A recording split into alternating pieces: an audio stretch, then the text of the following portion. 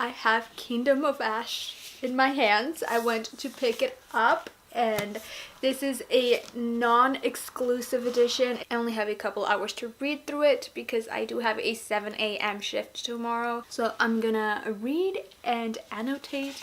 Let's do this.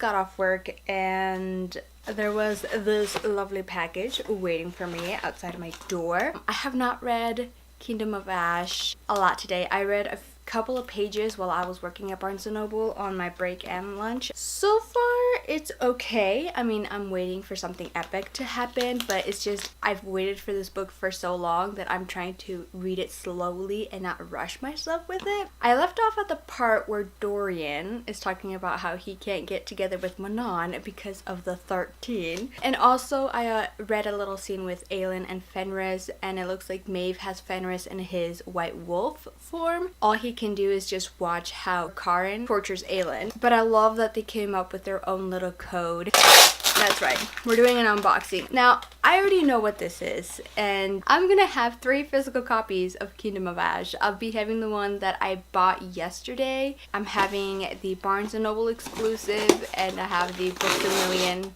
exclusive as well.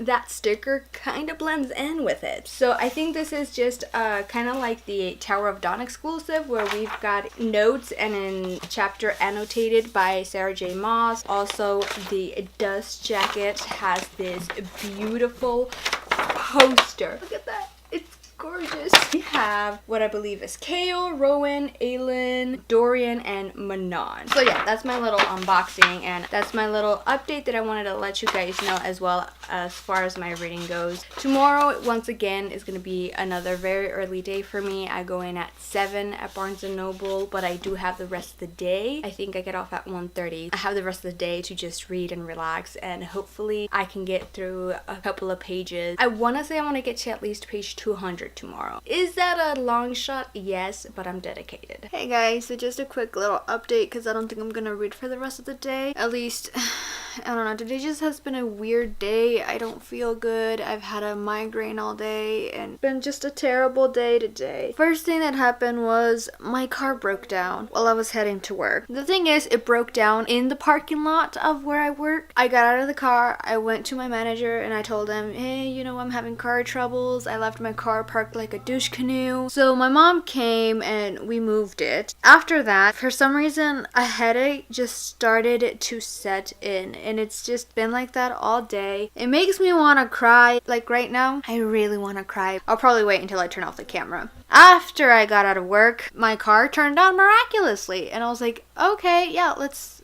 do this. So I deliberately took the long way around as to there's not a lot of traffic, and if it broke down, I wouldn't be blocking anybody. And sure enough, 3 minutes into my drive, it breaks down again and it turns off. This time, I called my brother and he came over and we were looking at it. I had to call my dad and ask him, what do you want me to do? Do you want me to get it towed? Do you want me to leave it in the parking lot of the store? Or like, what do you want me to do? He's like, just wait it out a couple of minutes, try and turn it on again like it happened when you got off work. We were there in that parking lot for about an hour and the car did not turn on. We decided to leave it in the parking lot. My brother brought me home, and now tomorrow, luckily we have an extra car. Probably be using that, which I really don't want to because it's my dad's big ass truck. My day has been horrible all day. It's turning up a little bit. My Books A Million exclusive edition of Kingdom of Ash has arrived, and I'm going to do a little unboxing for you guys. I'm going to do it one-handed, the way I had it yesterday when I was unboxing my Barnes & Noble exclusive edition of Kingdom of Ash. There wasn't a lot of good lighting, so I was like,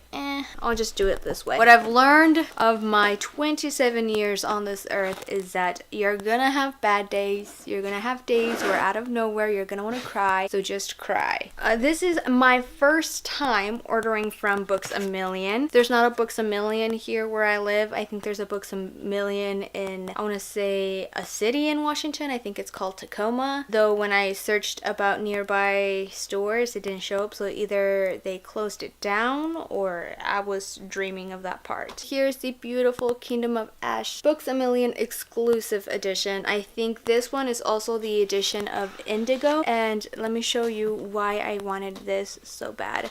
Alright, so here's the BAM edition, and I believe this edition only has this art on the sides. That's the only exclusive part about it. I love that it has Manon and Aphraxos, and then it has the 13 behind them. I believe this is Rowan and Aelin, and this is Lorcan and Elide. So that is it for this unboxing. So I'll see you guys tomorrow, because tomorrow will mean that today is over. Hey guys, it's 2 days later from that awful, horrible day that I had. I have been reading a little bit of Kingdom of Ash. I'm doing a few chapters at a time, mostly because I haven't been able to have the time to read it. Today I have a couple hours before I have to go to my other job. I worked 7 in the morning today at Barnes & Noble, and then I'm working at 9 at night at my other job, and I'm not getting off until midnight. And afterwards on Sunday I work at 9:45 a.m. and it's just been crazy days. I don't know when I'll be able to finish Kingdom of Ash. All I know is that I am taking my sweet time and I'm devouring every word and every page of this book. And also I feel a tickle in my throat, and I'm mentally preparing myself for not being sick, because I cannot afford to get sick. It's 1 p.m. in the afternoon, so what I'm going to do is I'm going to try and read a couple of pages of Kingdom of Ash before my dad has to get here, and then we'll go get some stuff for my car that I need to pay for, because it's my car. But after I'm done with the whole car situation, you best believe I'm going to be marathoning Kingdom of Ash until I have to go to work at Bath & Body Works. Hey guys, it is 29th of October, and I am 124 pages into Kingdom of Ash. I honestly can't remember the last update I did with you guys, so I'm gonna do it right now. That scene where Maeve made Fenris' twin kill himself was horrible, and then how Aelin just lost it. She threw that piece of glass at Maeve and it cut her cheek and she started to bleed black. I hate that she's double guessing herself, because she's been tortured, she's been played with, and she feels like it was just a trick of the mind when it's not. And this information can help her for once. Rowan finds her and saves her, because Rowan will find her, and I can't believe she lost all hope. Another thing that really made me mad is when Elide was telling Rowan, Gabriel, and Lorcan that Maeve had taken Aelin to Dornell because it's the place we'd never go look. She's expecting us to believe that she'd take her somewhere we don't know about, but Maeve took her to Dornell, and I hate how just because we have these 3 macho females who have fought in 1,000 wards believe that they are right and Elide is wrong. And sure enough, when Aelin was having that moment, that very, very dark moment, I was at work when I read that, and I really want to cry, because it's so reminiscent of Heir of Fire, when she was still hurting and in pain and broken from when Nehemia died, and with Kale breaking up with her, when she started saying, "Because I am lost and I do not know the way," I literally right there and then wanted to cry my eyes out, because she had given up all hope. And she's like, "I'm not gonna fight Maeve, let them break me, let them torture me, but I'm not gonna fight back anymore." I was so sad. I was like, no, Aelin, you do have to fight back. And so sure enough, when Aelin visualizes her mom, and her mom's like, don't give up, you do not yield. She like started punching her coffin that's made of iron. Because of her having that punching moment with the coffin, some type of magic surge went out into the world that made Rowan realize exactly where Aelin was, and that roar that emanated out of him, I was just like, Ellie told you guys. Like, I really felt happy that he finally knew where Aelin was, but I mean, you guys have been traveling the wrong direction because you refused to listen to Elite. Whether it's because you thought you knew better than her, or maybe because she's a woman. But I guess this comes to show you that even in books, men don't like to ask for directions. When are we gonna change that, fellas? I am currently on the chapter with Manon, and she has found the Kraken, which is the spider that got Lysandra's uncle's years for payment so he could get the spider silk. Now she's able to shift. And then Dorian raising Gavin. Things are messed up. It's sad to say, and I hate it because I am waiting. I'm waiting for them to save Aelin. I'm waiting for them to find a way where no one has to die or sacrifice themselves. So tomorrow, Tuesday, is my day off. Hopefully I want to spend the day reading and getting in the game. I try not to be on Goodreads, Instagram, Facebook, or Twitter as much as possible because I really do not want to be spoiled. I do have a little bit of a headache. I've had it all day. I feel a little run down. I almost lost my voice earlier in the day at work, which I was thankful that it came back after I popped in a cough drop in my mouth because it's unacceptable. I cannot get sick, not right now, especially from last year. If you guys saw my October/November TBR for last year, I made a video. It was when I started feeling better, but you can totally tell that I have a sexy man voice. That is all, and I will see you guys later.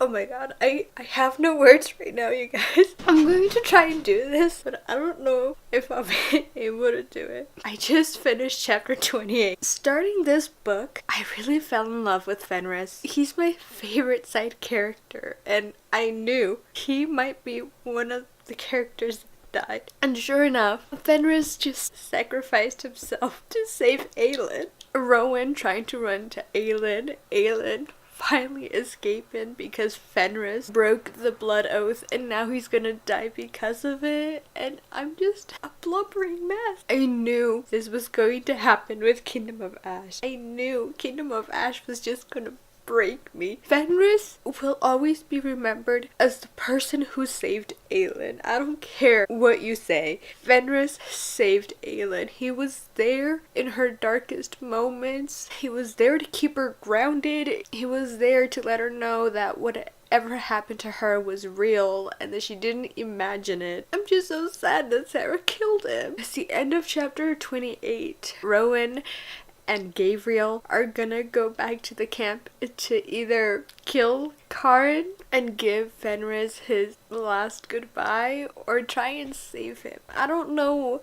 Can you be saved from breaking the blood oath? Because I really don't want Fenris to die. Honestly, this is the only thing worth mentioning right now. Another thing I could say is Elide, that girl can really get her shit done. Chapter 25 was gonna be my last chapter and then I was gonna go to sleep and then it just got good and I was like, this is the chapter where Aelin and Rowan get back together, where they fight each other. And then I started reading how Fenris was defying the blood oath and I was like, I lost it. And so now I'm just gonna continue reading chapter 29, at least try to read with tears in my eyes. I don't know how good that'll be, so I'll probably have to wait a little while before I can read. Oh my god, I'm looking at myself at the viewfinder and I just look like a hot mess. Hey guys, so I'm back and more calm. So I just finished chapter 31 and I have mixed feelings about what I just read. Mostly because I'm more calm because Fenris is alive and the only way to save him was to get him to do the blood oath with another queen, which Aelin in this scenario. They did the blood oath and he's alive, he's well, and I'm so happy. But at the same time, I don't want to be too happy because I don't want Sarah to rip away this newfound happiness later on in the book. My heart can't take it. So right now, Aelin is really breaking my heart. I mean, yeah, she puts on this face, this act that she's brave, that she can handle everything, but this just comes to show that even a trained assassin, after being tortured for almost 3 months, can break. The things that were done to her, the things that she had to endure, watching her, how she's acting right now, it's like, how can she be doing that? Aelin is a strong character. Right now, she's broken. I'm only on page 274, and I believe this is a 900-page book. Somewhere in the middle of this book, Aelin is gonna come to terms with what happened to her and what she endured during those months of being tortured. And right now, I feel like she and Fenris have this connection, and they're just like two peas in a pod, and I just hope that Rowan understands that relationship, and I hope that everybody else does as well. But I feel like Adian's the one that's gonna be having the problem with this. Not the problem that they're really close, but more like Aelin really trusting Fenris later on in the book, letting him be her voice of reason, of helping her make decisions. I feel like Adian will kind of be jealous at that relationship. Knowing Adian, he'll probably hate himself for feeling like that. It's Adian, and he won't be able to help it. And speaking of Adian, I really want him to forgive Lysandra already. I understand the girl lied to you, but that doesn't mean she lied to you about her feelings. Like, the two are not connected. So come on, Adian. I decided to stop at chapter 32 because chapter 32 is a Dorian chapter, and believe it or not, though I love every single character, right now all I want are my Aelin and Rowan chapters with Fenris. I just want those chapters right now. I'm gonna stop right there. Tomorrow morning, with a clear head, a fresh start, maybe I'll enjoy Dorian's chapter more. That is all the reading I have for you guys today. I'll see you guys tomorrow with another update. I don't know if you guys can tell, but I've been crying. I just finished chapter 62, I believe. And I just can't hold on. I was planning on reading chapter 60 as the last one because I have a 7 a.m. shift tomorrow. Lorcan let down his shield. I knew something was gonna happen to him, and I'm just like, it cannot be Lorcan. I don't want it to be Lorcan. I don't want it to be Fenris. Please don't let it be anybody. Last we hear of Lorcan is that he got hurt, and the entire chapter we don't hear anything of him. I mean, they didn't say he died, so I'm here thinking, okay, he could have gotten away, they could have found him, and he's probably at the healer's keep. They're healing him.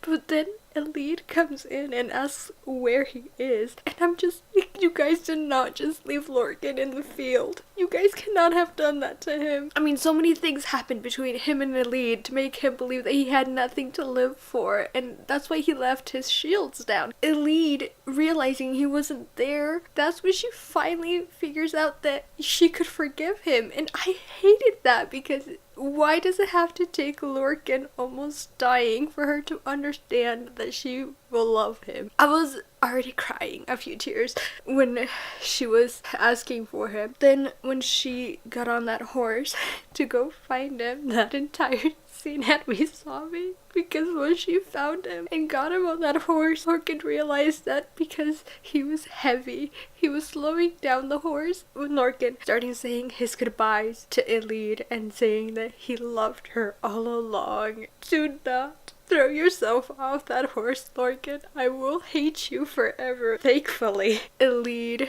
got him to stay, to not jump, because if he jumped, he'd take her with her, and Lorcan is not that selfish to have her die. So then the chapter ends with Aelin basically drying out the entire water, because while this whole Lorcan and Elite thing was going on, the dam at Anael was gonna break. Aelin was saving all that fire that she had for the killing blow for Maeve. I don't think my heart can take much of this, you guys. I don't know if I'm gonna survive this. I'm so scared as to who's gonna die, who's gonna survive. Not only though did Elite realize that she really loved Lorcan while he was about to die, it's just mirrored at the same situation Lysandra and Adian were going through after Lysandra realized everybody were fleeing because Aelin wasn't there, so she shifted into Aelin's form. As soon as Adian realized that Lysandra could die, he was like, I take everything back. I take every single word I said, every insult, every hurtful, spiteful thing I said, I take it all back. Just let her live. What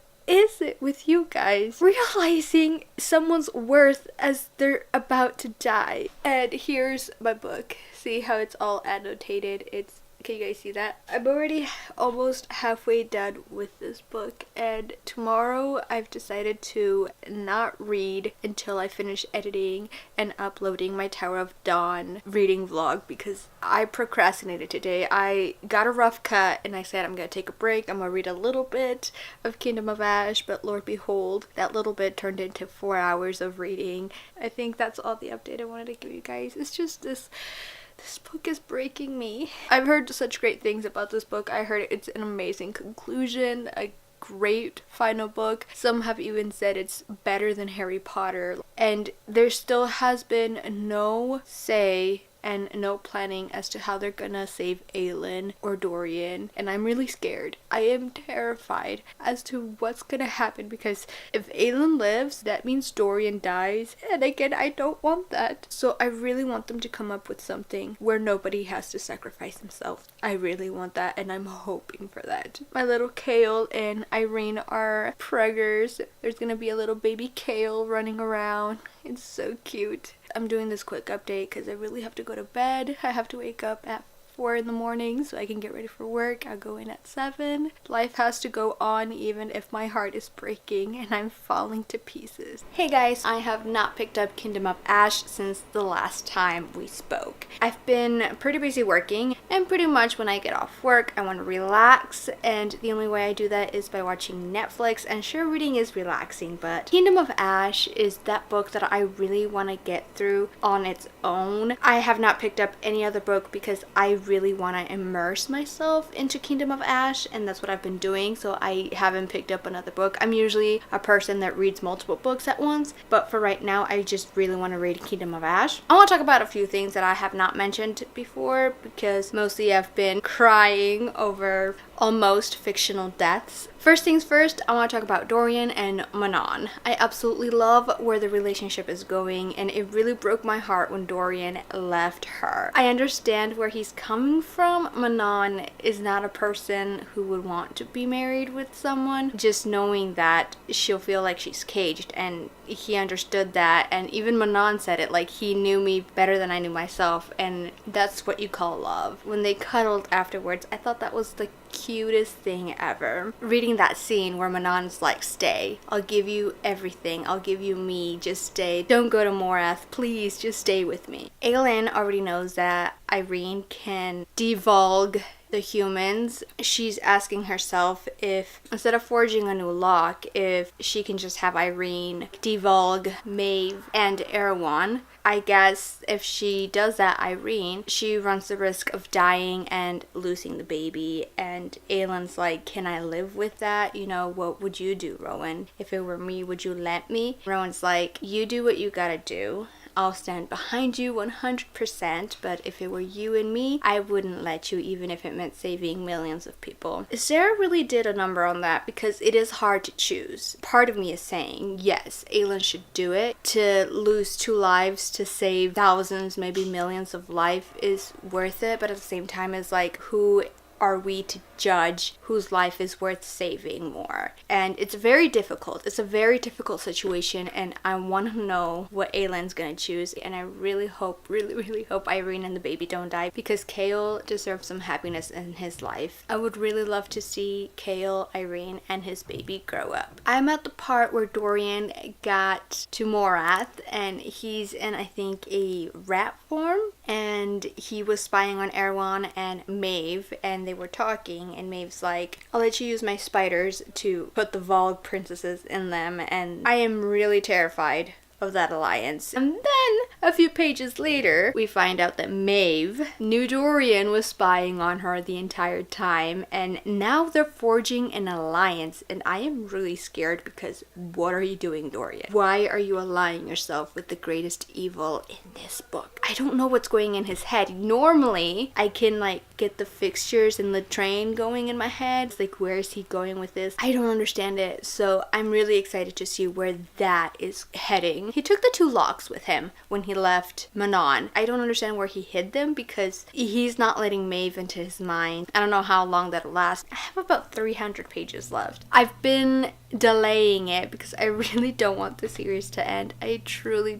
love the series, and knowing that it's almost over, it baffles me. I like look at the book and I want to open it and I want to continue, but at the same time it's like if I do it, that's less pages for me to read, which means it's getting towards the end and I'm never gonna be able to read this book again. Well, actually I can, but I can't read it for the first time ever again. Hey guys, so it is Sunday and I have not read nothing of Kingdom of Ash. I'm at a place where I'm procrastinating finishing this book because I for sure don't want it to end. I only have about 300 pages left, and I know once I finish it, I won't be able to read this book for the first time anymore, and I think that's what's getting me. Part of me wants to finish it already, get it over with, like ripping a band-aid, but the other part of me is like, I want to savor what I've read so far for a few days more. I for sure am not going to read it all today. For some reason, YouTube recommended a Dr. Phil video. Not sure how that came about. I clicked on it and then suddenly I was encased in all this drama that I can't get enough of. So that's all the update I wanted to give you guys, and hopefully I'll motivate myself to finish the book tomorrow after work. I go in at 10,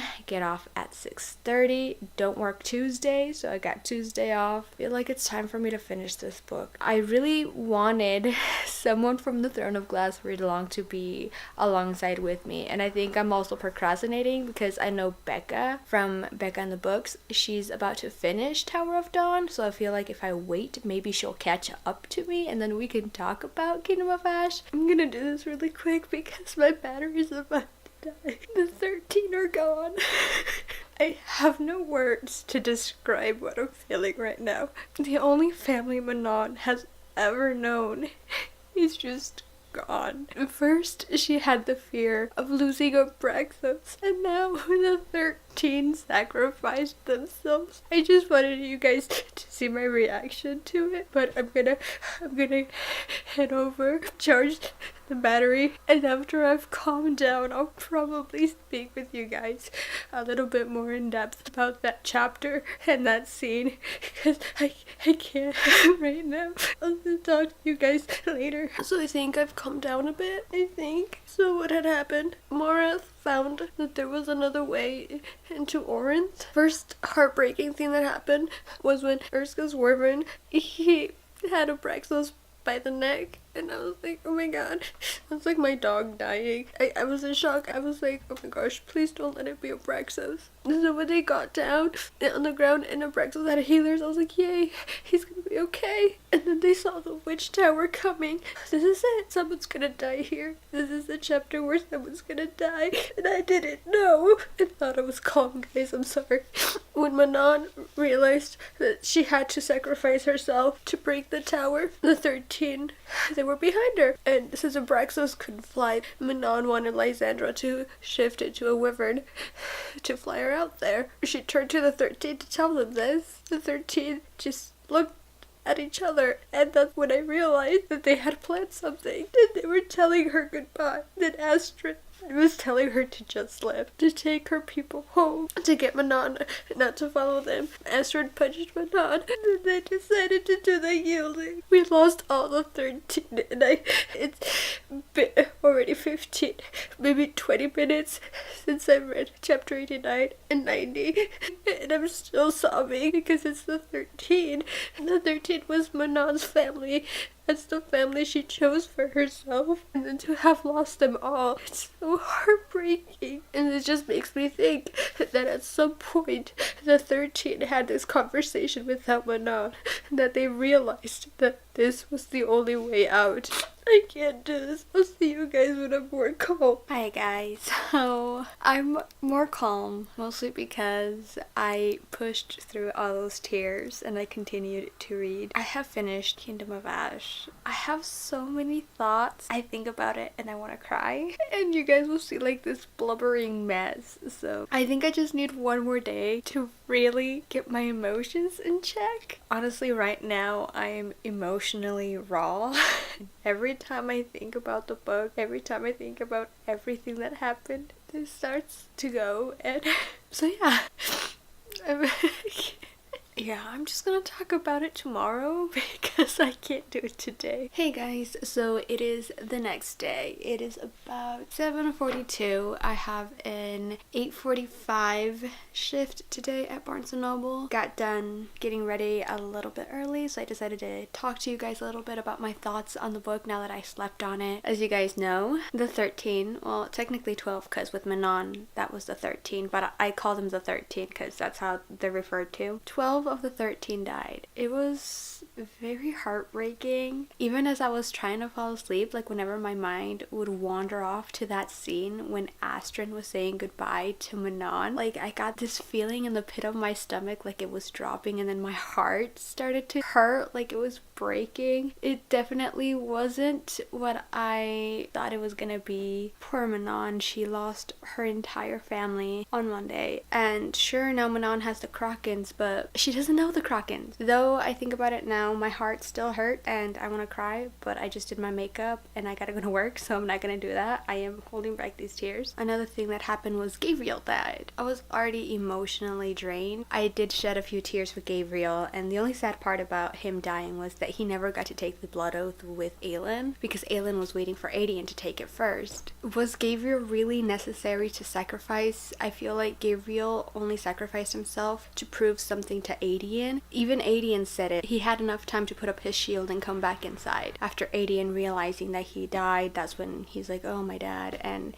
again, why does it take everybody to figure out how they feel about someone when they're at the brink of death or when they're dead? You know, it was still sad whether I hate the circumstances or not. It was sad that Gabriel died. But in a way, I see why he died. I loved Gabriel and he was part of the cadre. But his story was already over. For him, it was more like happy, sad tears because he was at peace with himself and he chose to sacrifice himself for his son. Definitely that takedown with Erwan and Maeve was so cool. I was like speed reading. I couldn't put the book down. I thought I was gonna save a few chapters for today because my Kingdom of Ash book hangover box comes in today. I'm gonna finish the book first and then unbox my hangover box. I couldn't put the book down and I finished it. Definitely Aelin creating the keys, and poor Helena, she will never see Gavin anymore. The only cool thing about it was that Aelin now is no longer human. Like, she cannot transform back to her human form. She still has her immortality, so she and Rowan can be together forever. Dorian and Manon, I hate how that ended, mostly because I wanted him and Manon to get together, and I understand, I guess, why they didn't get together at the end, because Manon is grieving the loss of her 12 and Dorian finally coming out of his darkness. I liked how he said, for the first time in a long time, I'm looking forward to tomorrow, and I'm like, yes. You look forward to that day. This plan was fantastic. I seriously thought that when Irene devolved Erwan, I for sure thought she was gonna die and the baby as well. But it turns out that she didn't have to die. She was powerful enough to get rid of him, and I was amazed as that girl. And who would have thought that it would have been Irene to end the war? Maeve was killed by Fenris. So Elide and Larkin got married, and Aedion and Lysandra got married. This book just utterly destroyed me. I think I was doing okay up until the 12. And I said this to my friend Najwa. I was like, I was doing the Kim crying face when I looked at the footage, and then I looked at the picture of Kim crying. I was like, yeah, that is definitely the same face. Hey guys, so it's 2 days post Kingdom of Ash. My feelings about it have not changed that much, and I don't know whether I told you guys the rating I gave it. I gave it a 99%, and I absolutely loved it. I think that was a fantastic book, a great ending. Didn't like that the 12 died and that Gabriel died, but I feel as far as we go with deaths, we kind of got lucky because none of our main characters died. Other than that, I wanted to touch up a little bit because I know in my previous updates I probably forgot it because I was just so emotionally raw from the 12 dying that I forgot to mention this. While Aylin was having her showdown with Maeve, when Maeve starts showing her a new illusion of her still being in the box, I thought that was the worst twist ever because I was like, this cannot be how it ends,